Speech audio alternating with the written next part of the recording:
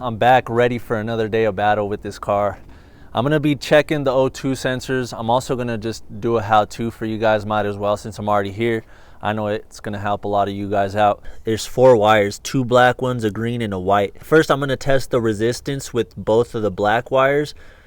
Sometimes they're different, sometimes they're 2 white ones, but the same colored ones. I'm gonna test them with the multimeter here. I'm gonna set it to 200 ohms, and then we'll see if we have resistance. So with these Honda sensors, we should be getting a reading of anywhere between 10 and 40 ohms. So again, for the resistance, we're gonna be checking both black wires.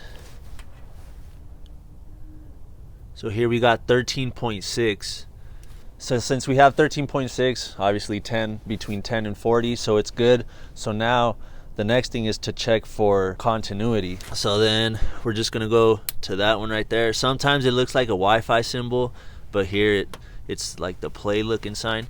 So for continuity, we're still gonna check both black wires, but while we're gonna check them individually, we're gonna have the black probe on the multimeter on one of the body grounds, and then we check each of the black wires individually. So here, if we have continuity, then that means that we need to replace the sensor, and if there isn't continuity, then it's good. So if this changes, it's bad, and if it stays OL, then we're good. So that's terminal D, good there. Terminal C, we're good there.